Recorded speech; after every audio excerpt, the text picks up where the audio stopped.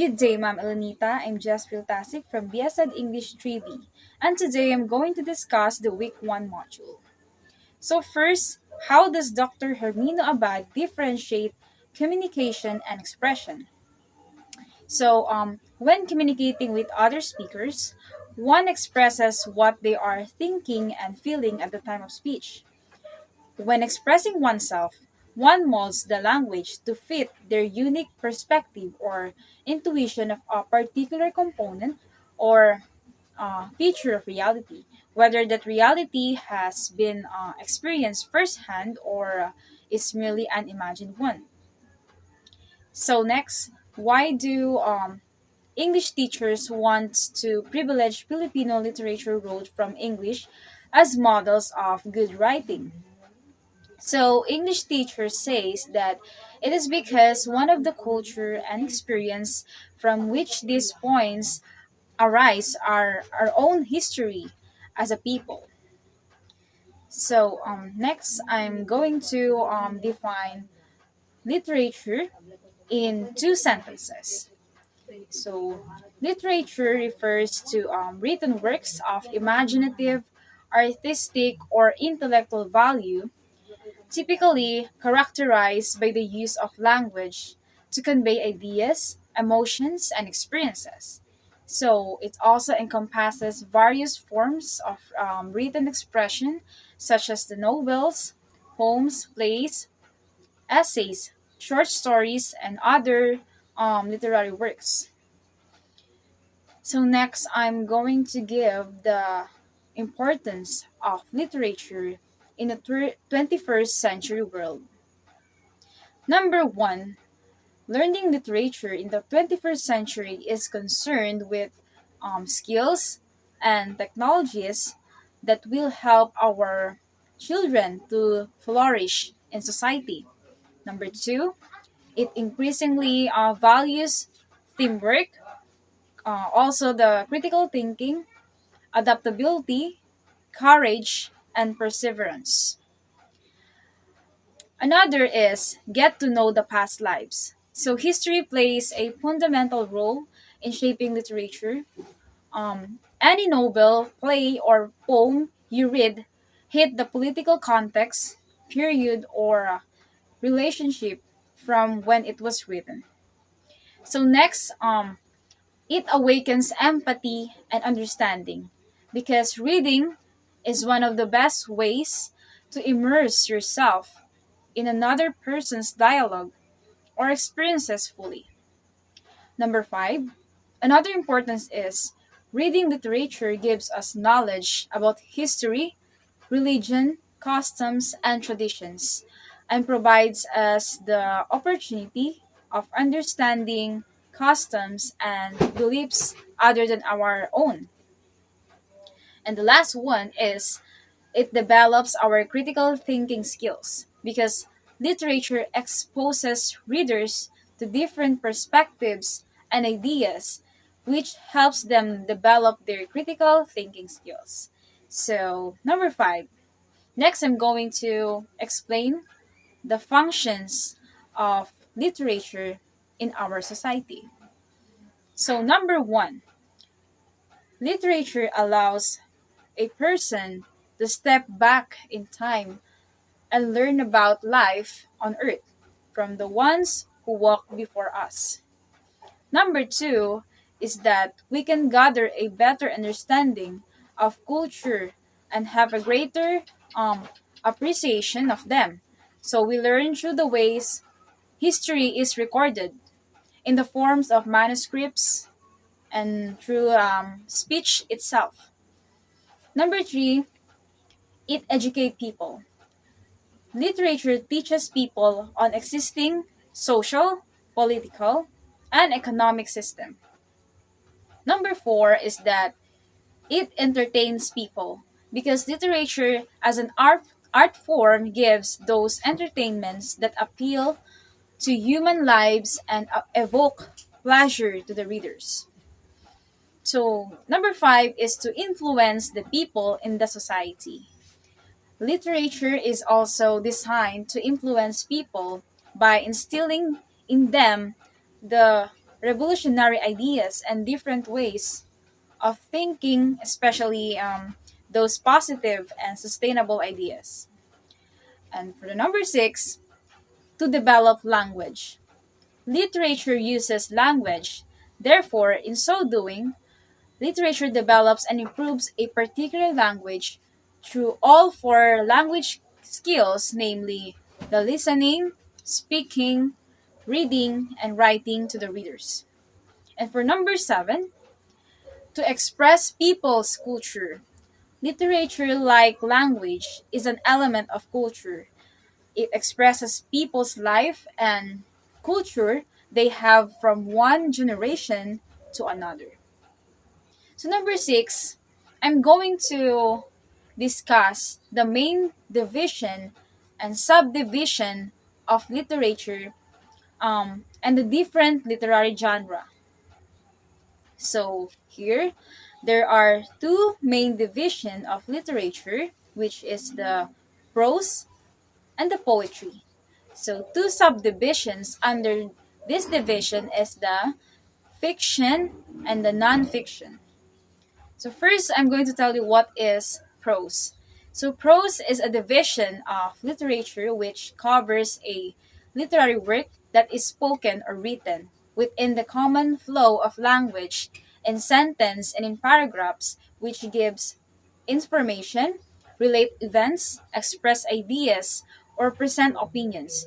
So under this division, we have two subdivisions, the fiction and nonfiction. So first, fiction is a subdivision of prose which covers a literary work of imaginative narration, either oral or written, fashioned to entertain and to make readers think and more so to feel it normally came from the writer's imagination. So some literary genre that fall under the fiction include number one is the legend. Legend is a prose fiction which attempts to explain the origin of things, places, objects that we see around us. Number two is short story. A short story is a short prose which fiction narrative depicting a simple characterization and plot conveying a moral which can be read in one setting. So number three is a novel. Novel is a very long prose narrative depicting complex characterization and plot, which is usually divided into chapters. Number four, novella. Novella is a long prose narrative similar but shorter than a novel, but longer than a short story. Number five is fable. Fable is a short prose fiction narrative depicting animal characters which espouses a lesson life. Number six is parable. Parable is a short prose allegorical narrative which presents a philosophical outlook in life. So, next I'm going to define nonfiction. Nonfiction is a subdivision of prose which covers a literary work of real life, narration, or exposition based on history and facts, whose main thrust is intellectual appeal to convey facts, theories, generalizations, or concepts about particular topic. So some literary genre that fall under this nonfiction include number one, the biography. Now, biography is a prose nonfiction detailing the life of a person written by another person. So, number two is history. A history is a prose nonfiction record of events that transpired in the past. Number three, we have news. A news is a prose nonfiction narrative of events that happen every day. So, the newspapers are written for this purpose. Number four, diary. Diary is a personal account of significant events that happen in the life of a person. Next is the anecdote. It is a prose nonfiction narrative that depicts a single incident in a person's life. Number six, we have essay. Essay is a prose nonfiction which is formal treatment of an issue, written form, the from the writer's personal point of view. Next, we have the poetry.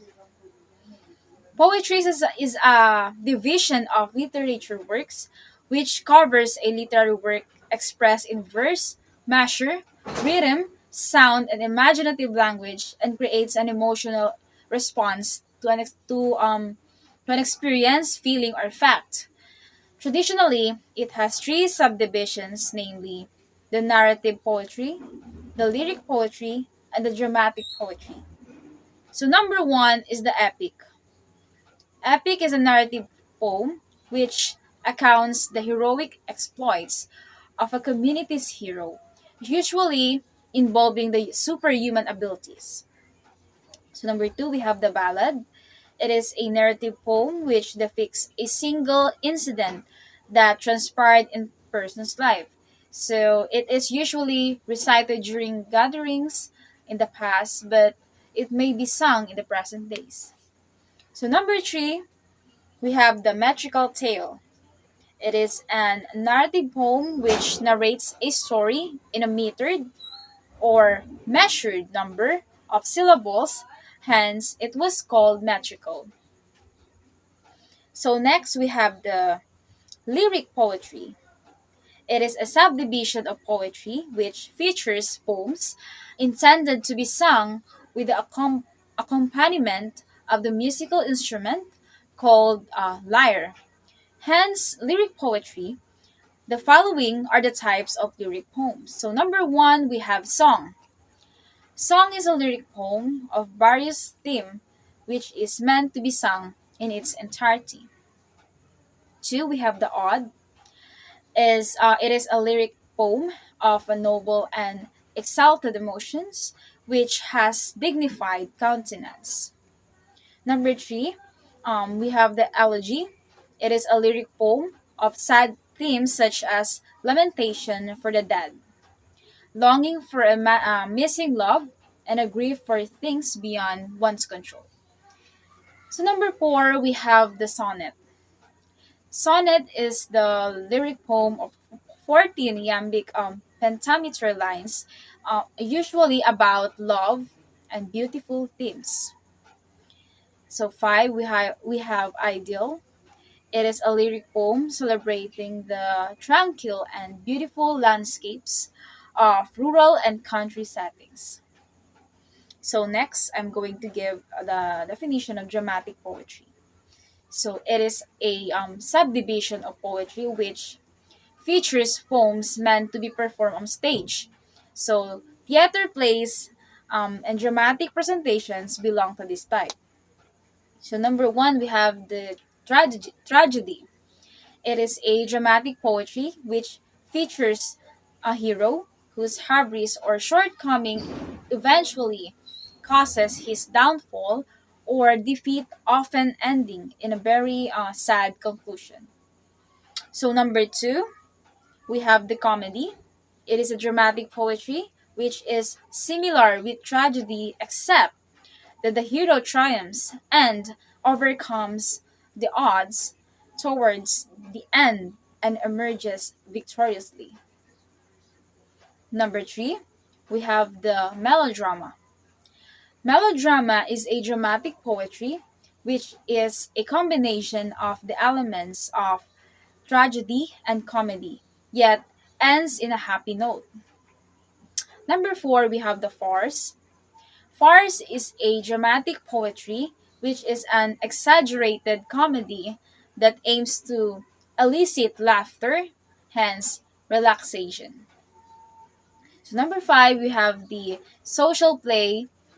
Social play is a dramatic poetry which tackles social issues and problems such as poverty, corruption, discrimination, racism, sexism, among others, with an aim to bring awareness and bring about positive change. So, next, I'm going to differentiate between literature and that has small l and literature that starts with a capital L. So, literature with small l designates any written text we can talk about. So, about the literature on any given subject without much difficulty. While the literature with capital L, by contrast, designates a much smaller set of texts. So, a subset of all texts that have been written. So, that's all for the module 1.